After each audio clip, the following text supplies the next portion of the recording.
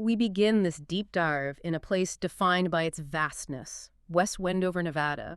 A small, remote border town where the desert seems to absorb everything, even sometimes the truth. Yeah, and in 2011, this town became the backdrop for a murder that really shocked everyone, not just because of the victim. 16-year-old Mickey Costanzo. She was a popular track star, right? Yeah. Very bubbly, people said. Exactly. Bubbly, vibrant. But the shock also came from the strategic legal warfare that unfolded after her death. That vibrancy, that young life, it just stands in such devastating contrast to the isolation and, frankly, the calculated brutality of how she died. Our mission today isn't just to recount the tragedy, though we will. It's really to study the mechanism of, well, maybe injustice isn't quite the right word, but the process that happened after the crime. The legal maneuvering. Right. We're going to untangle this messy, contradictory knot woven by the two people who killed her, Cody Patton and Tony Fratto, and show you how the constant threat of capital punishment basically forced them into this race to lie, obscuring the truth, maybe forever. And that threat, which really drives this whole story, it hinges on one devastating fact.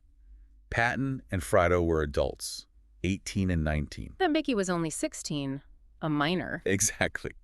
And that age difference, it allowed prosecutors to use kidnapping as a special circumstance when they brought charges. Which instantly raised the stakes, immensely. It meant prosecutors could and actually did seek the death penalty against Cody Patton. It completely transformed the case, you see, from, maybe a terrible dispute among peers into the predatory abduction and murder of a child by two adults. So every conversation, every legal strategy, every single lie told by Cody and Tony from that moment on, it was all designed to win that race, the race against the death chamber. Before we get into the lies, let's just quickly establish the context of the relationships here. It was kind of a tangled triangle. Right. Mickey was a childhood friend of Cody Patton. They'd even dated briefly, is that right? Yeah, briefly. Yeah. And Cody, at the time of the murder, was engaged to Tony Fratto.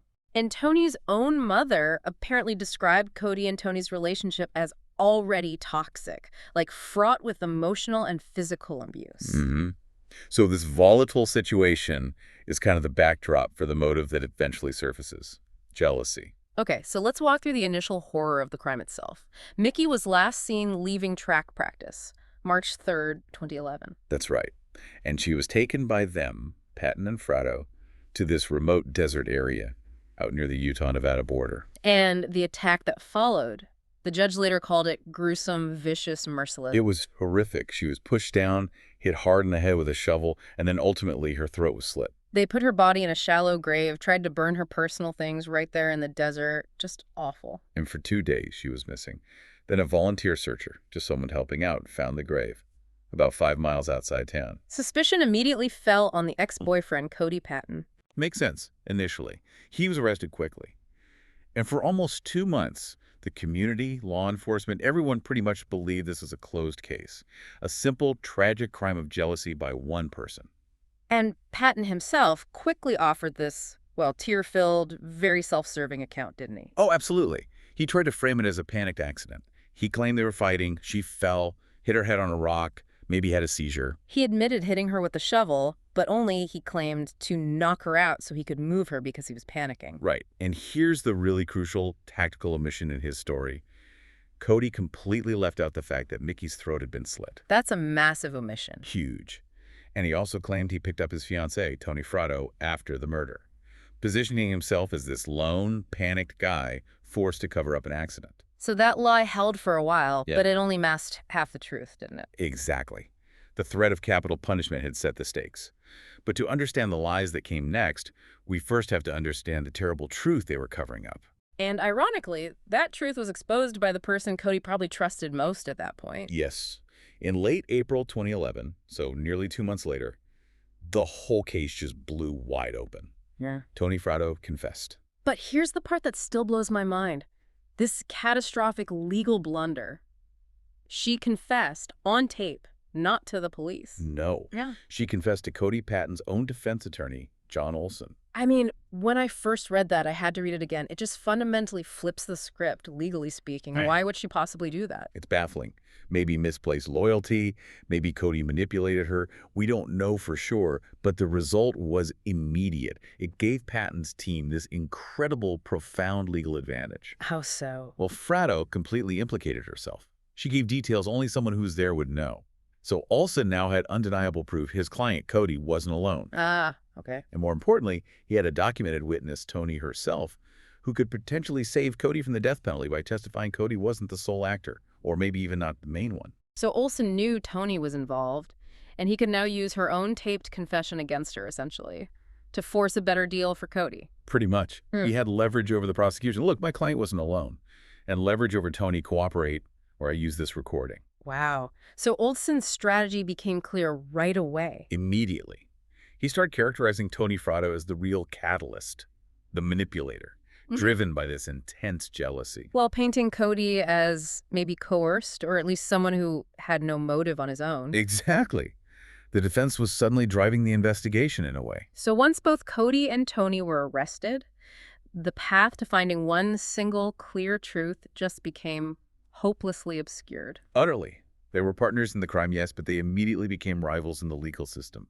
Both now fighting for their own lives, telling stories that were, as the courts noted, diametrically opposed. And the main point of conflict, the focal point of their competing lies, it centered on that most brutal act, didn't it? The slitting of the throat. Yes. Each one fought desperately to pin that specific action on the other because, well, that detail suggested the most malice, the most calculation. Patton, through his various statements, he kept insisting Tony was the sole instigator. It was all her jealousy over his friendship with Mickey, and he repeatedly, specifically, denied cutting Mickey's throat. Fratto's story, though, especially in her formal plea agreement, was initially terrifyingly specific. She admitted hitting Mickey in the back with the shovel. Okay. But then she detailed her role in the final moments. Oh? She admitted to physically restraining Mickey, specifically by sitting on Mickey's legs, while Cody Patton, she claimed, cut her throat. Sitting on her legs. That detail, it's chilling. It speaks to active, calculated participation, doesn't it? Not the passive victim of coercion she later tried to claim in media interviews. Absolutely. And that's where her own words, her written words, came back to undermine her claims of coercion. How so?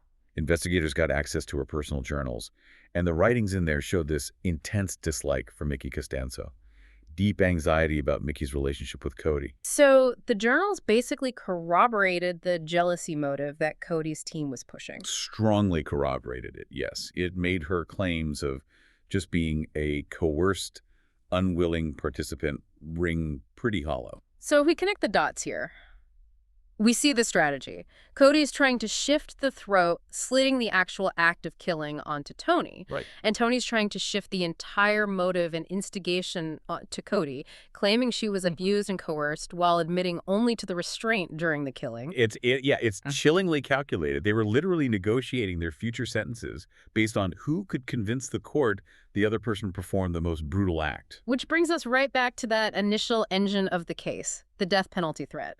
That special circumstance of kidnapping we mentioned. Facing that possibility, the system triggered what sources called a frantic and competitive plea negotiation.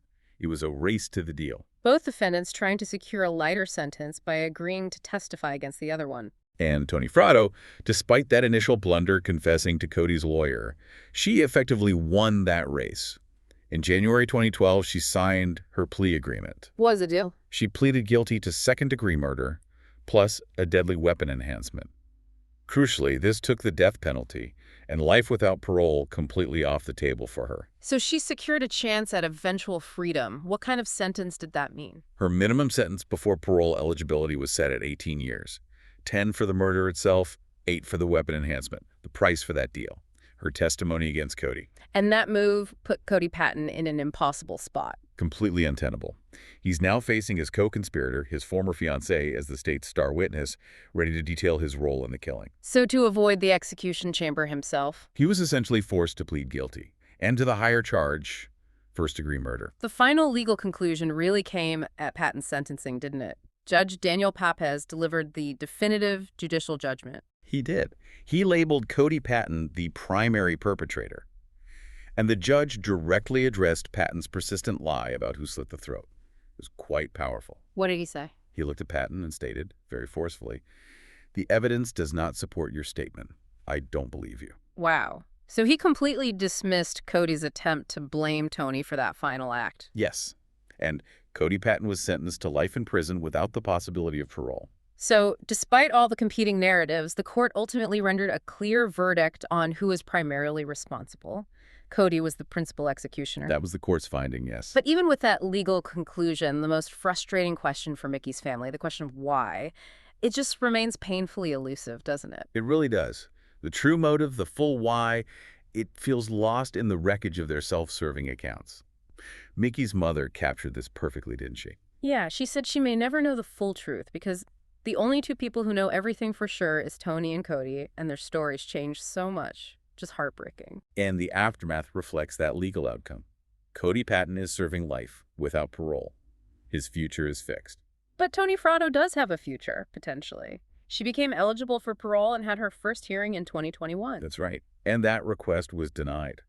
The parole board, reviewing her case, they affirmed the gravity of her own participation. The hitting with the shovel, the restraining Mickey's legs. Exactly. They viewed that level of calculated involvement as just too heinous to grant release, regardless of her later claims about being coerced or secondary to Cody. So what the sources really show us here is a case where the threat of the death penalty itself became this kind of bargaining chip.